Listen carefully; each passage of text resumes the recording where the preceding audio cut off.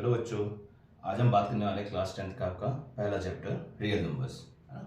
तो मेरा नाम है मुकुल और हम चलिए बात करते हैं चैप्टर रियल नंबर्स के बारे में। रियल नंबर्स के बारे में बात करने से पहले थोड़ा सा एक फटाफट से समझ लेते हैं। हालांकि आप लोग को पता ही है कि नेचुरल नंबर्स क्या होते हैं। ऐसे नंबर्स जो आपके 1 से स्टार्ट हो रहे हैं, है ना। होल नंबर्स जो आपके 0 से स्टार्ट हो रहे हैं, like 0 1 2 3 and so on. Integers आपके 0 इधर पॉजिटिव वाले भी एंड इधर आपके नेगेटिव वाले भी। तो ये सारे जो नंबर्स हैं they all fall under real numbers. ये सारे रियल नंबर्स के अंदर में आते हैं। तो रियल नंबर्स की डेफिनेशन क्या हुई आपकी? रियल नंबर्स ऐसे नंबर्स जो किसी न किसी क्वांटिटी को डिनोट कर रहे हैं आपके, है ना। या आप ऐसा कह लीजिए, रियल नंबर्स ऐसे नंबर्स हैं जिनके स्क्वायर कभी भी नेगेटिव नहीं होंगे। जैसे कि आप ले लीजिए 2 का स्क्वायर 4 पॉजिटिव है, -2 का स्क्वायर अगेन +4 पॉजिटिव है, √2 का स्क्वायर ले लीजिए आप, दैट इज 2 स्टिल पॉजिटिव है। तो ये सारे कुछ भी नंबर्स आप देंगे जिनके स्क्वायर्स पॉजिटिव होते हैं, they all are real numbers, है ना। देन क्या कोई ऐसा नंबर है जो रियल ना हो रहा हो? सोच लेते हैं। आप ले लीजिए अंडर रूट के अंदर -3 का स्क्वायर कर दीजिए, ये क्या आएगा? -3। तो ये रियल नंबर नहीं है। ऐसे नंबर को हम कहते हैं नॉट रियल या फिर इमेजिनरी नंबर्स। आई होप ये थोड़ा सा छोटा सा जो इंट्रोडक्शन है ये आपको समझ में आ गया होगा। चलिए आगे की बात करते हैं। अब आगे इसमें हमने पढ़ना क्या है? पहला पढ़ना है हमने इसमें HCF एंड LCM। ठीक है। HCF highest common factor, LCM least common multiple. ये आप लोगों ने हालांकि पहले क्लास में पढ़ा हुआ है ना। तो एक छोटा सा एग्जाम्पल के साथ बात कर लेते हैं। सपोज एक नंबर है 36 एंड एक नंबर है 84। तो प्राइम फैक्टराइजेशन मेथड आप लोग को आता है। जैसे कि 36 का क्या होने वाला है? 2 18 9 3 3 9 एंड देन 3 1 3। सिमिलरली 84 का होता है आपका 2 4 8 2 2 4 21 3 7 21 एंड देन 7 1 7। क्लियर? अब देख लेते हैं HCF क्या है। बेसिकली दोनों में कॉमन क्या है? एक आपका 2 कॉमन हो गया, एक और 2 कॉमन है, और एक और 3 कॉमन है। तो 2 to the 4 4 3 12। तो 12 जो है आपका इन दोनों का क्या होने वाला है? HCF। ये हालांकि आप लोगों ने पढ़ा हुआ है, आप लोग को आता है पहले से। चलिए इसमें एक फॉर्मूला आता है इसी से लगता हुआ, LCM इंटू HCF जो होता है किसी भी दो नंबर्स का, that is equal to product of the two numbers. किसी भी दो नंबर की जब बात हो रही होगी, उन दो नंबर का जो मल्टीप्लिकेशन होगा वो उनके HCF और LCM के मल्टीप्लिकेशन के बराबर होगा। आई होप ये बात समझ में आ गई है आप लोग की, ये फॉर्मूला। अब इन चारों में से अगर कोई भी तीन चीज आपको दी है तो आप चौथी डेफिनेटली निकाल सकते हैं ना। चलिए इसके एलसीएम की बात कर लेते हैं। अगर इसी नंबर की LCM क्या होने वाला है? कॉमन तो ये आएगा 2 2 3, बचा क्या है? ये 3 एंड ये 7। तो जब इसको मल्टीप्लाई करेंगे तो आपका निकल कर आएगा LCM। ये बात आप लोग के समझ में आ गई होगी। अच्छा, यहां से क्वेश्चन बनाते हैं छोटा सा, कि MCQs वगैरह मुझे नजर आता है आप लोग के क्वेश्चंस में। वो ये, क्या ऐसे दो नंबर हो सकते हैं जिनका HCF 12 हो एंड LCM ये हो, जो भी इनका मल्टीप्लिकेशन आने वाला है आप लोग का, है ना। चलिए मल्टीप्लाई कर लेते हैं। 4 9 एंड 7 कितना हो गया? 9 4 36, 36 इंटू 7, राइट। कैरी 4 21 और 4 25, 252। अब उसने पूछा क्वेश्चन कि क्या ऐसे दो नंबर हो सकते हैं कि जिनका HCF 12 हो और LCM 252 हो। आपको दो नंबर्स नहीं पता, इज इट पॉसिबल? तो कैसे पता करेंगे हम इस चीज को? देखिए, जो ये HCF है क्या वो इस LCM में कवर्ड है ना। ये जो HCF दिख रहा है वो इसमें कवर्ड दिख रहा है। दैट मीन्स अगर जो नंबर एलसीएम है उसको जो एचसीएफ पूछ रहा है ये अगर उसको डिवाइड कर दे तो दैट मीन्स यस हो सकता है। अगर डिवाइड नहीं कर पा रहे हैं तो दैट मीन्स नहीं होगा। आई होप ये बात समझ में आई होगी आप लोग को, है ना। ये आप फॉर्मूला लिखना चाहें लिख लीजिए।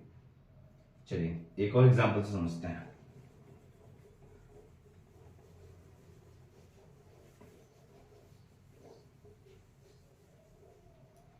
चलिए मैं कहूं कि ऐसा दो नंबर है, एक हो गया जी 405, ठीक, एक हो गया आपका 15।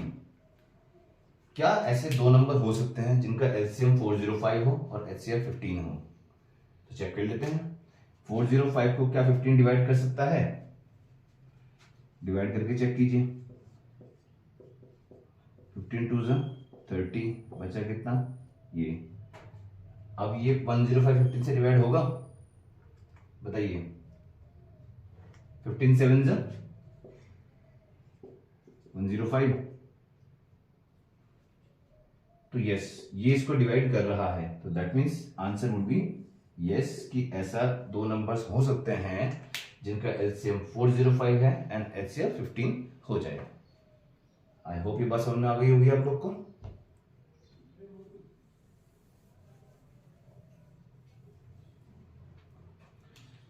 अच्छा अभी हमने फॉर्मूला लिखा कि दो नंबर का जो प्रोडक्ट है वो उनके एचसीएफ और एलसीएम के प्रोडक्ट के बराबर है।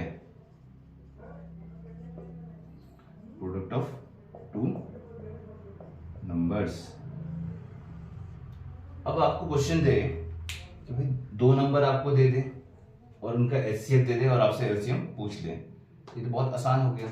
मान लीजिए दो नंबर दे दिया उसने आपको 10, अच्छा दो नंबर के बजाय उसने आपको दिया एक नंबर 10 एंड ही सेड कि एचसीएफ जो है आपका वो है 2, एलसीएम जो है आपका वो है 20।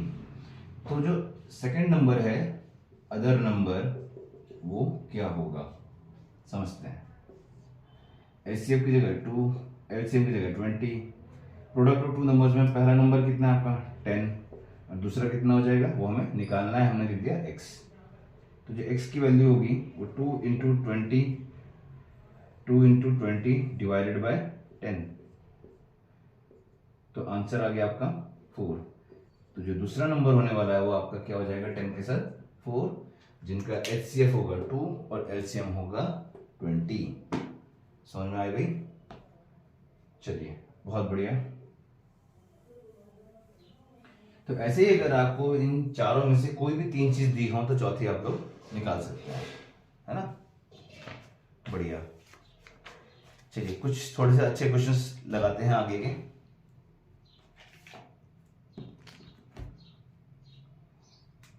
क्वेश्चन कह रहा है find the largest number which divides 438 and 606।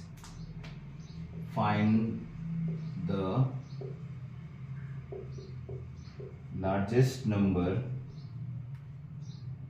which divides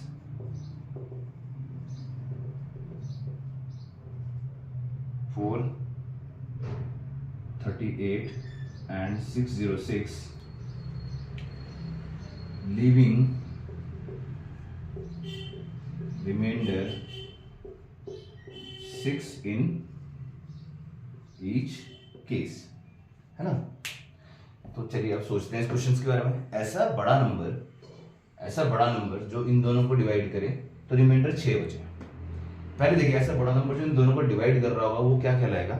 HCF. Simple सी भाषा में, है ना। एचसीएफ होगा जो इन दोनों का हाईएस्ट कॉमन फैक्टर, वो ही तो इन दोनों को डिवाइड करेगा। लेकिन उसने बोला रिमाइंडर क्या बचना चाहिए? 6 बचना भी चाहिए। तो एक काम करते हैं हम डायरेक्टली सॉल्यूशन में क्या करते हैं, पहले दोनों में से 6 को क्या करा लेते हैं माइनस। -6 ये क्या बना 432, ये क्या बना आपका 600। अब आप इन दोनों के बजाय इन दोनों का एचसीएफ फाइंड आउट करेंगे तो वो आपका डायरेक्टली क्या होगा? आंसर, है ना। फाइंड कर लेते हैं 432 एंड 600। 2 to the 4, 1 to 2, 2 6 12, 2 1 2 0, 2 8 16, 2 9 2 5 10, 2 4 8, 2 27 3 9 3 3 9, 3 1 जा 3। सिमिलरली 600 की अगर आप बात करें 300 150 50 10 जा 50 एंड 2 1 जा 2। तो अब इन दोनों का जो HCF आने वाला है वो क्या होने वाला है, चलिए कॉमन, एक 2 कॉमन है आपका, एक और 2 कॉमन है और एक और 2 कॉमन है। अब एक 3 कॉमन है बस, और कुछ कॉमन नजर नहीं आ रहा है हम लोग को। चलिए 2 to the 4 4 to the 8 8 3 24। तो जो हाईएस्ट नंबर जो अब इन दोनों को जो डिवाइड करे और रिमाइंडर बचेगा 6, वो क्या होने वाला है 24। आई होप ये बात आपको समझ में आई होगी। बढ़िया, आप चाहें तो उसको नोट डाउन कर लीजिए पॉज कर कर।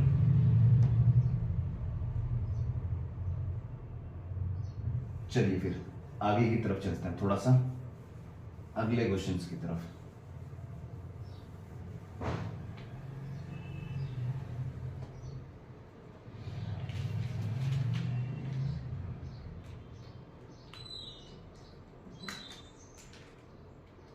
ऐसा ही क्वेश्चन है, चलिए आपको देते हैं। Find the largest number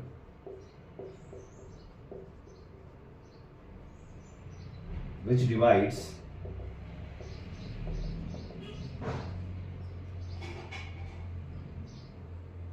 320 and 457, leaving remainder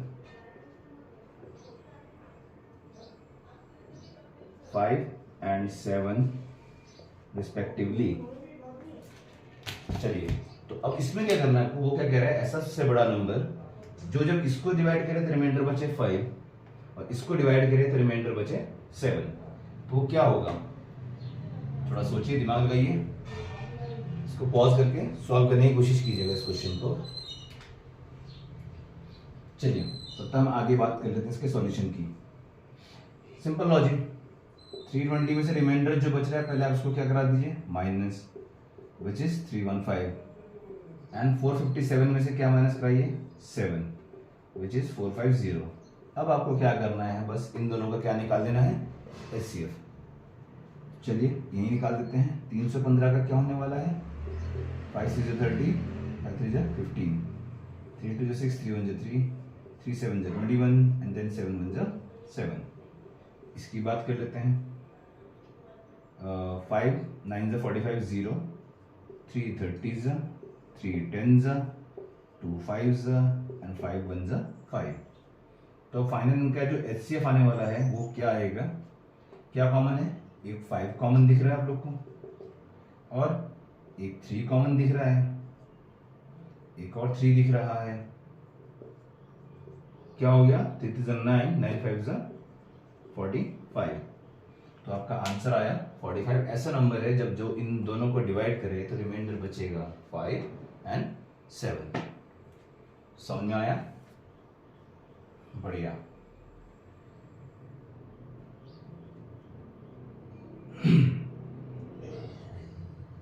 चलिए अब चलते हैं अगले क्वेश्चन की तरफ थोड़ा सा।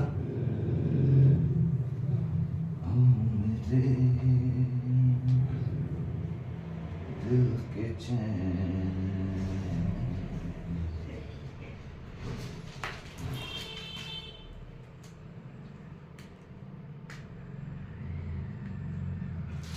चलिए find the greatest number of 4 digits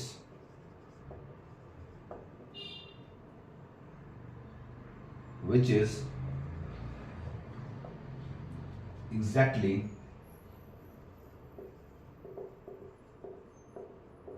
divisible by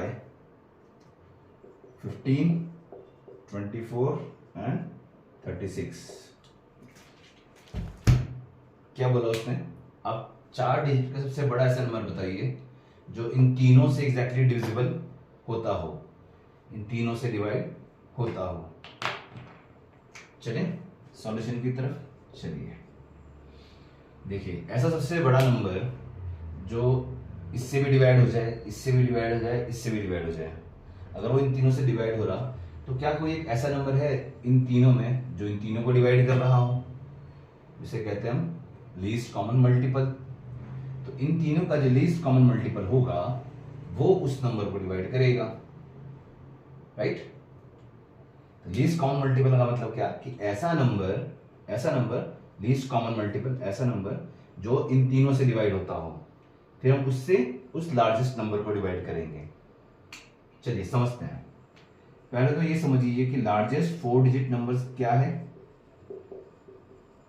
9999 है ना।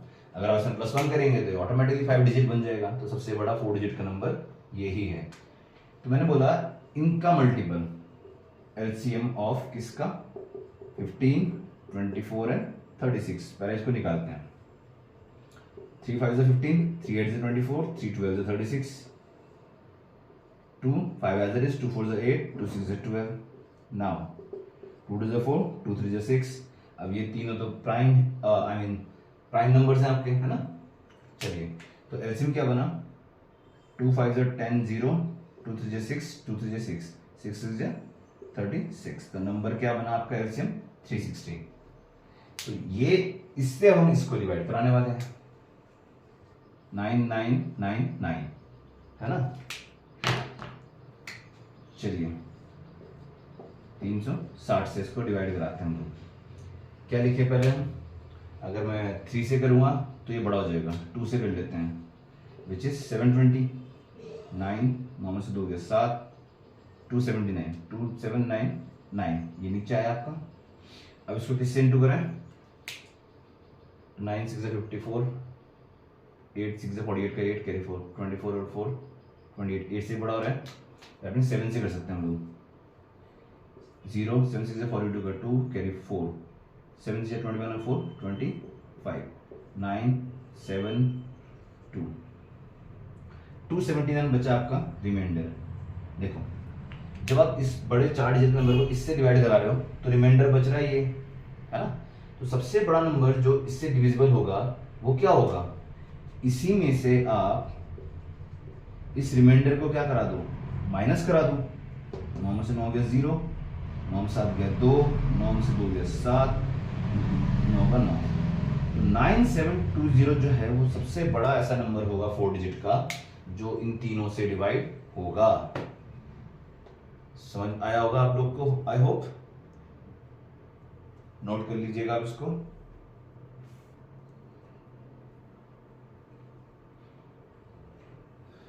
चलिए फिर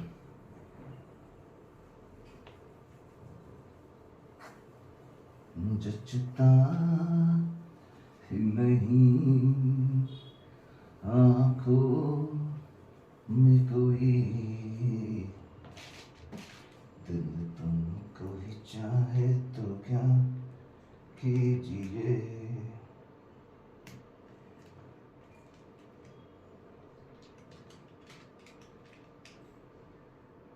ग्रेटेस्ट वाले हमने कर लिया, अब एक लीस्ट वाला देख लेते हैं ना। चलिए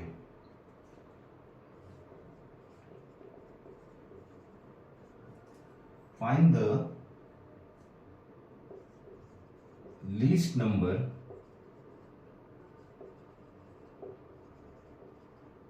which when divided by 35, 56 and 91 leaves the remainder 7 in each case। ठीक है, अब आपको ऐसा छोटा नंबर फाइंड करना है जो जब उसको जब इन तीनों से डिवाइड करें तो रिमाइंडर सब में क्या बचे, 7 बचे। आई होप समझ में आ गया होगा क्वेश्चन। चलिए आगे चलते हैं इसके सॉल्यूशन की तरफ। पहली बात, लीस्ट कॉमन मल्टीपल, ऐसा नंबर जो इन तीनों से डिवाइड हो जाए उसको हम क्या बोलने वाले हैं, इन तीनों का एलसीएम। तो हम पहले क्या निकाल लेते हैं, तीनों का एलसीएम। चलिए काट दें, 7 से काट देते हैं, 7 5 35, 7 8 56, 7 13 91। ठीक है, अब ये तीनों ही प्राइम है आपके, ये किसी सेम नंबर से तो कटने नहीं वाले, तो आपका जो एलसीएम होने वाला है वो क्या होने वाला है, 8 5 40 इंटू 13 7 91, विच इज 4 into 4 4 9 36 0 3640। इसका मतलब देखो, अब समझो ठीक है, 3640 ऐसा नंबर है जिसको जब मैं इससे डिवाइड करूंगा तो भी डिवाइड हो रहा है, इससे करूंगा तो भी हो रहा है, इससे करूंगा तो भी हो रहा है। उसने क्या पूछा, ऐसा नंबर जब हम इन तीनों से डिवाइड करें तो 7 रिमाइंडर बचे। 7 कब बचेगा इसमें, जब मैं इसमें क्या करा दूंगा, 7 को प्लस करा दूंगा, तो 3647 ये आपका आंसर होगा। देखिए ये तो डिविजिबल है ना, जब इसको डिवाइड कराएंगे तो इतना आएगा 3640, रिमाइंडर क्या बचेगा 7। उसने आपसे ये तो पूछा है, वो कौन सा नंबर है जो रिमाइंडर आपका 7 बचे, है ना। समझ में आई ये बात आप लोग को, बढ़िया, नोट डाउन कर लीजिएगा इसको।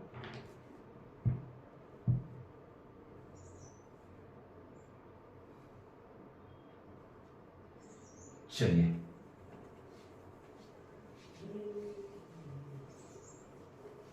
ये हुए कुछ क्वेश्चन।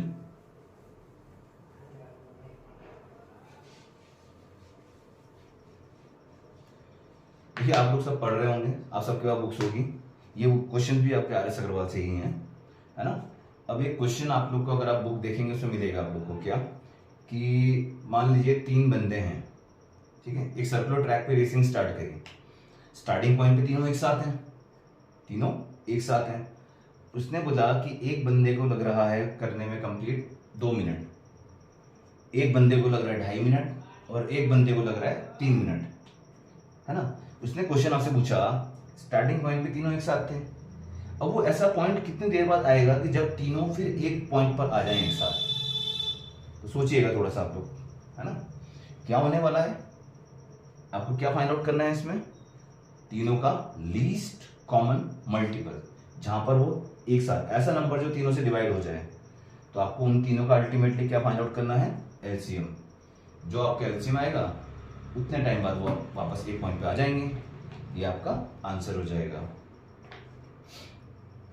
आई होप ये बात समझ में आ गई होगी। इस क्वेश्चन को आप ट्राई कीजिएगा, आपको बुक में मिल जाएगा ये क्वेश्चन। चलिए आगे आप थोड़ी सी बात कर लेते हैं रैशनल इरैशनल को लेकर, रैशनल एंड इरैशनल को लेकर, है ना। चलिए रैशनल नंबर्स क्या होते हैं, rational numbers are those numbers which can be written in the form of p upon q, where ये सबको पता है कि where q cannot be equal to 0। important thing, where p and q are integers and have common factor 1 only, and have common factor 1, that means p and q आपके क्या होने वाले हैं, primes, prime numbers. Like suppose आपने बोला 2/3 -5/2 कुछ भी इस तरीके से, तो ये आपके रैशनल नंबर्स हैं जिनके कॉमन फैक्टर सिर्फ क्या है, 1 है। इरैशनल नंबर्स ऐसे नंबर्स जिसको हम इस फॉर्म में नहीं लिख सकते हैं, जैसे कि √2 √5, ये आपके हो गए इरैशनल नंबर्स। तो जो आपका अगला क्वेश्चन आने वाला है आपका वो यही है कि आप इसको प्रूव कीजिए कि ये इरैशनल है। क्लियर।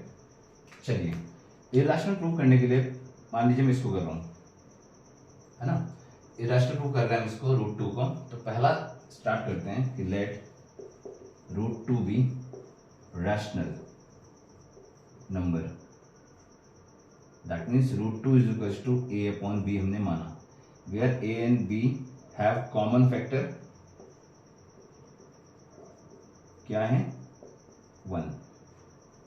Clear, have 1 only। ठीक है। चलिए नेक्स्ट स्टेप, आपने क्या करना है यहां पर, अब करना है आपने स्क्वायरिंग बोथ साइड। स्क्वायरिंग किया तो ये तो हो गया 2, ये बन गया a square upon b square, इधर ले आते हैं 2b square is equals to a square. इसको मैं थोड़ी देर के लिए फर्स्ट इक्वेशन अज्यूम कर लेता हूँ, ठीक है। अगर मैं लिखूँ b square is equals to a square upon 2, ठीक। अब ये समझिएगा, ये क्या कह रहा है, 2 जो है वो ए स्क्वायर को डिवाइड कर रहा है, 2 ए स्क्वायर को डिवाइड कर रहा है। तो ये सोचिएगा अगर कोई नंबर किसी नंबर के स्क्वायर को डिवाइड कर रहा होगा तो वो उस नंबर को भी तो डिवाइड करेगा। थोड़ा सा समझ नहीं आया शायद ना, इसको समझते हैं। चलिए, मैंने बोला 15 का स्क्वायर है दैट इज 225, है ना। मैंने बोला इसको 5 डिवाइड करता है, 225 को 5 डिवाइड कर रहा है 15 के स्क्वायर को, बिल्कुल कर रहा है। तो क्या ये उस नंबर को डिवाइड नहीं कर रहा है 15 को? बिल्कुल कर रहा है। आई लॉजिक समझ में आया कुछ थोड़ा सा जो बना कि क्या बात कर रहे हैं हम लोग? यही स्टेटमेंट हमको यहाँ लिखनी है कि 2 डिवाइड्स ए स्क्वायर, देयरफॉर 2 ऑल्सो डिवाइड्स ए। ये तो बात मैंने यहाँ समझाई आप लोग को कि 2 ए स्क्वायर को डिवाइड कर रहा है तो 2 ए को भी डिवाइड करेगा। आई होप यहाँ तक बात समझ में आ गई। चलिए आगे चलते हैं। अब जो नेक्स्ट स्टेप आने वाला है, अब मैंने दिखा दिया 2 ए को डिवाइड कर रहा है, अब मुझे दिखाना है 2 बी को भी डिवाइड करेगा।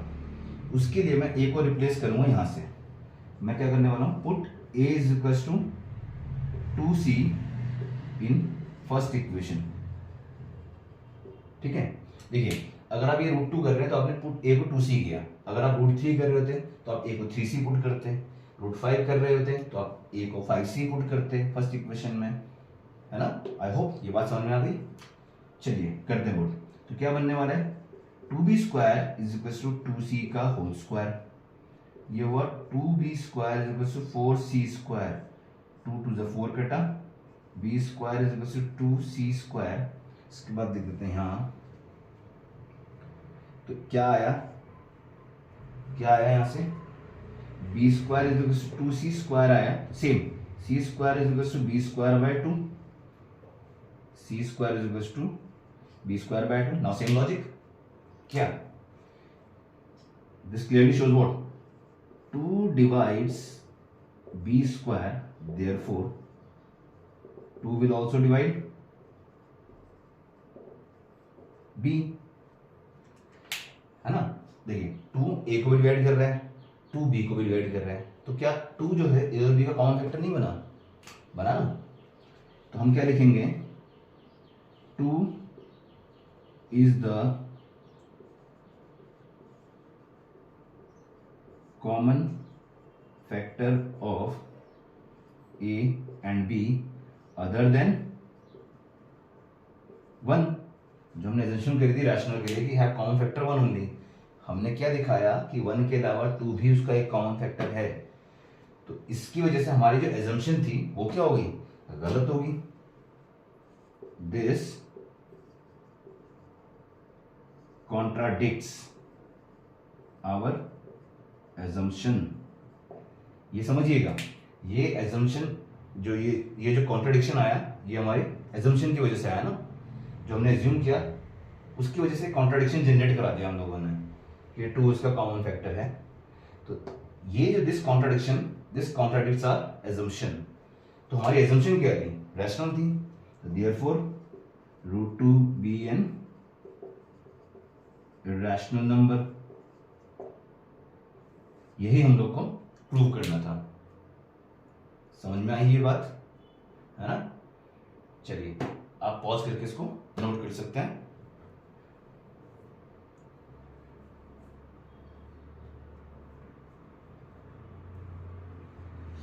चलिए फिर अब चलते हैं थोड़ा सा और एक आध क्वेश्चन देख लेते हैं।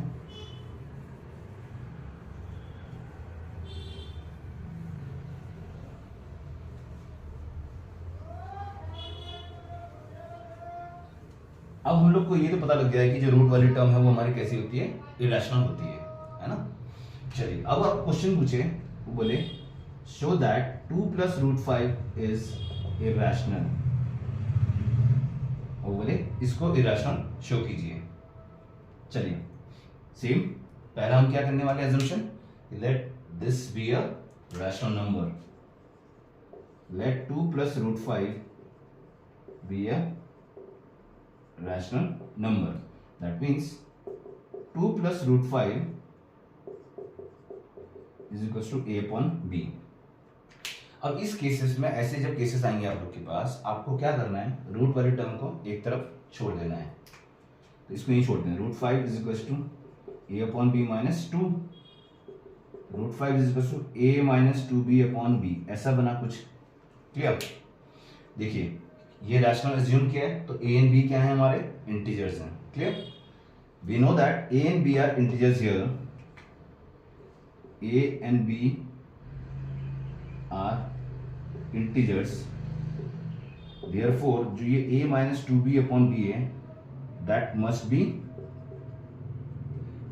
बी रैशनल, है ना? इंटीजर्स हैं तो ये नंबर कैसा बनेगा, rational numbers. But we know that √5 is irrational. ये √5 इसके बराबर है, इसके हिसाब से क्या कहता है, √5 जो है ये रैशनल बना, √5 रैशनल बना, बट हमें पता है कि √5 क्या है, इरैशनल है। तो ये अब ये कॉन्ट्रडिक्शन जनरेट हो गया। ये कॉन्ट्रडिक्शन क्यों जनरेट हुआ, हमारी असम्पशन की वजह से, जो हमने एज्यूम किया, right? Same,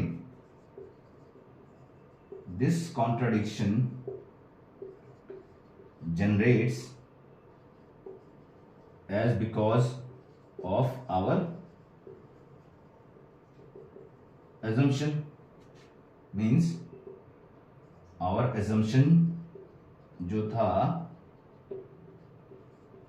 gets wrong, hence 2 + √5 be a irrational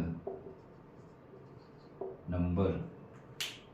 ये समझ में आई क्वेश्चन, ये वाला कैसे करना था इस क्वेश्चन को, है ना? चलिए इसको नोट कर लीजिएगा, आगे बात करते हैं। आई होप ये बात आप लोग को समझ में आ गई है। चलिए